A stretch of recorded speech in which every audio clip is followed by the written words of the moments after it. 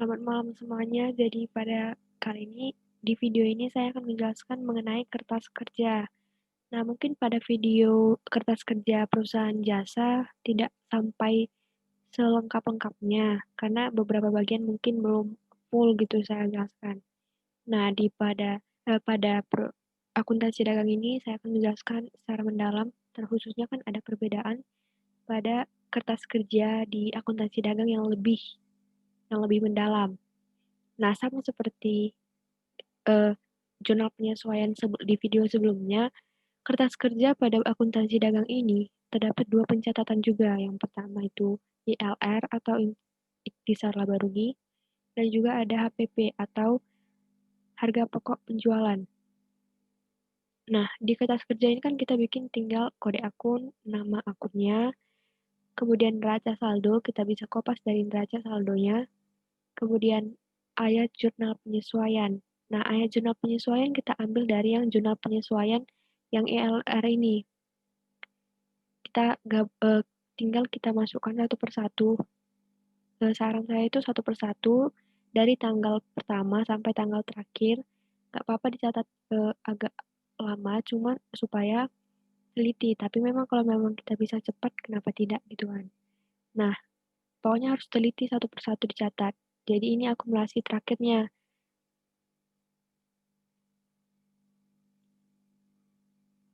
Akumulasi terakhir pada jurnal penyesuaian ILR. ILR. Nah, sama kan? 36.600, 36.600. Ini kan karena dia itu dicatat pada ribuan rupiah. Jadi tiga nominal di belakang itu nolnya dihilangkan. Nah, kemudian kita masuk setelah dari jurnal penyesuaian, kita masuk ke neraca saldo disesuaikan. Pada neraca saldo disesuaikan ini, kita tinggal bikinnya, kalau misalkan dia beda sisi, dikurangkan. Misalkan ini debit, di kredit. Di neraca saldo di debit, ternyata di penyesuaian dia di kredit. Tinggal kita kurangkan. Setelah kita kurangkan, baru enter, baru kita masuk sini. Oh, di sini jurnal penyesuaiannya nggak ada. Berarti langsung aja. Kalau ini juga beda sisinya, ya udah kita kurangkan. Begitu seterusnya. Pokoknya kalau dia beda sisi, dikurangkan. Dan kita juga harus memperhatikan sisi normalnya dia tuh di mana. Apakah di debit atau di kredit. Jadi intinya kita ini harus tetap teliti dan ingat posisi normal dia itu di mana. Nah, begitu seterusnya sampai ke bawah semua. Nah, kemudian kan di sini pada pencatatan ikhtisar laba rugi yang di jurnal penyesuaian, dia itu ada yang dicatat IP kan tadi, IP. Ikhtisar laba rugi pada persediaan barang dagang awal. Makanya ini kredit, sama kan nominalnya 10.000 di kredit. Kemudian PI, persediaan barang dagang akhir, makanya dia di debit, pada ikhtisar laba rugi, makanya di kredit. Jadi itu posisinya disesuaikan sama jurnal penyesuaian, posisinya di mana. Nah, setelah kita akumulasikan, pada neraca saldo disesuaikannya, itu langsung kita kurangkan aja. ILR-nya langsung kita kurangkan. Nah, kalau kita lihat kan di sini sisi kreditnya lebih besar daripada sisi debitnya. Berarti nanti otomatis dia itu bakal di sisi kredit. Nah, di sisi kredit berarti setelah kita akumulasikan semuanya dari awal sampai akhir, kita akumulasikan neraca saldo disesuaikan, dapatlah hasilnya 213.600. 213.600. Nah, udah kita dapat akumulasi neraca saldo disesuaikan, kita lanjut ke laba ruginya, laba rugi. Pada akun laba rugi yang dicatat, ingat, yang dicatat hanya 456. 456 penjualan, pembelian, dan beban. Kalau misalkan yang di jasa, kita flashback, yang di jasa hanya 4 dan 5, pendapatan dan beban. Nah, itu yang dilaba rugikan. Jadi langsung kita pindahkan yang dari akun neraca saldo disesuaikannya. Nah, kita pindahkan aja langsung. Kalau kayak gini kan, nah tinggal dipindahkan. Jangan lupa juga kita pindahkan yang ini kan ada akun tambahan nih. Kalau misalkan ini kan akun dari neraca saldo dari soal. Kalau ini kan akun tambahan. Jadi jangan lupa juga kita pindahkan. Nah, setelah itu kita akumulasikan. Akumulasinya 82.400. Sedangkan yang ini yang kreditnya 96.000. Oh, sebelumnya saya ini kan udah saya beda-bedakan warnanya tuh. Jadi supaya mudah aja. Yang ini zona penyesuaian, yang ini selalu disesuaikan, yang ini laba rugi, yang ini raca. Kalau misalkan yang ini, kenapa dia beda? Kenapa nominalnya nggak balance? Bukan karena dia salah, tetapi kan laba rugi. Kalau misalkan ingat laba rugi, kalau misalkan yang sisi kredit berarti dia itu yang eh, penjualan kita. Penjualan kan di sisi kredit kan, sama kayak pendapatan. Supaya mudahnya logikakannya, pendapatan itu penjualan. Ingat ya, pendapatan itu yang di jasa sama dengan penjualan di dagang. Kalau misalkan beban di jasa itu sama dengan pembelian di dagang. Nah, kalau gini kan dia sisi kreditnya lebih tinggi. Sisi kredit lebih tinggi berarti langsung ingat sisi kredit berarti penjualan. Penjualan. Penjualannya berarti lebih besar daripada pembeliannya, berarti otomatis dia mendapatkan untung. Cara kita mencari untungnya kurangi kredit kurang debit. Buatlah di sini.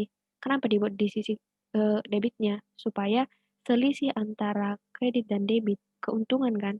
Nah, selisihnya itu dibuat di sini supaya nanti hasil akhirnya dia balance. Supaya balance. Nah, itu untuk yang laba rugi. Baru kita masuk ke jurnal yang bagian raca.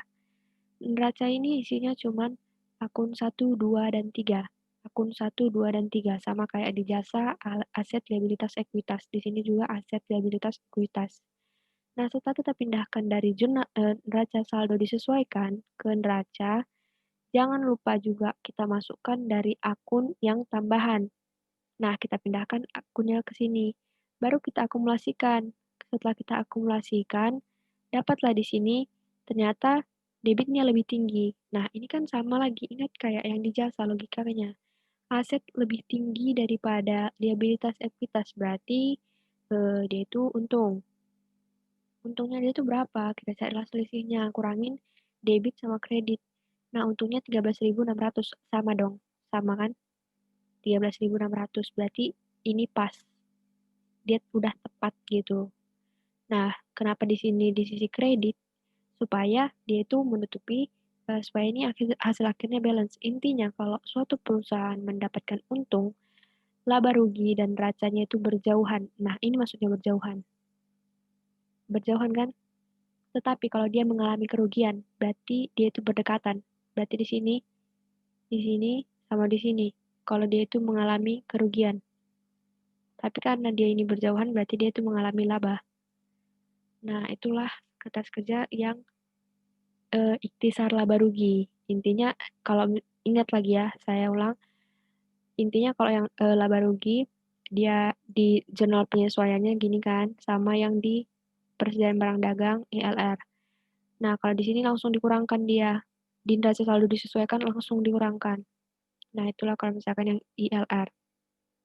Baru kita masuk yang ke metode HPP, harga pokok penjualan. Metode HPP ini dia tuh kalau sampai sini kan udah sama tuh. Nah, baru tadi kan intinya nomor 1 sampai 9 sama. Nah, kemudian kita masuk ke nomor 10. Kan tadi HPP itu lebih rinci daripada jurnal uh, ikhtisar laba rugi. Lebih rinci kan HPP. Berarti HPP ini inilah yang maksudnya ABCD ini itu urutannya sih. Nggak perlu diapain kali sebenarnya nggak apa-apa. Yang penting kita paham itu yang HPP yang mana, bagian-bagian si HPP juga yang mana. Itu kan. Intinya kita lihat lagi ke sini. Bagian HPP, persediaan barang dagang awal, pembelian beban angkut pembelian. Baru kita masuk ke kertas kerja. Nah, berarti yang di debitnya 52.000. Sama nggak?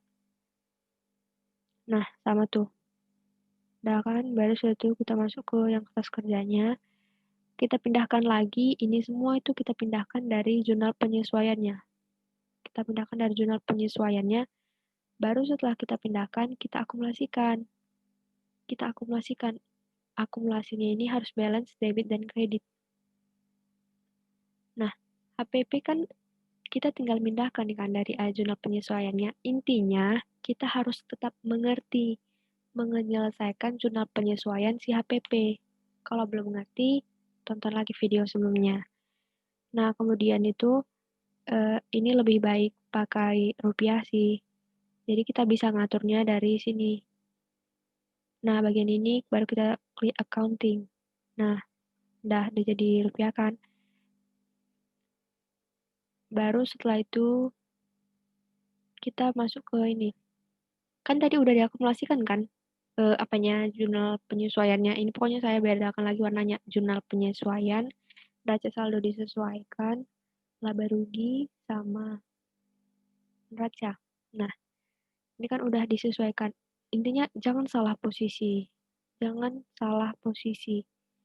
Harus tepat posisinya supaya kita tahu dia itu dikurangi atau ditambah gitu kan. Nah, baru setelah itu kita masuk ke neraca saldo disesuaikan. Ini sama kayak yang sebelumnya. Udah, kalau misalkan dia beda posisi, dikurangi. Kalau misalkan nggak ada jurnal penyesuaiannya, udah langsung masukkan aja. Nah, kayak misalkan gini kan, ini langsung dikurangi. Kayak ini kan udah neraca saldo awalnya kan 10.000. Oh, rupanya dia di sisi kredit 10.000, berarti habis. Habislah yang persediaan barang dagang awalnya. Rupanya persediaan barang dagang akhir ada, ya udah itu aja langsung masukkan. Nah, itulah yang nomor 10A AB-nya. Baru setelah itu kita masuk yang ke 10 selanjutnya.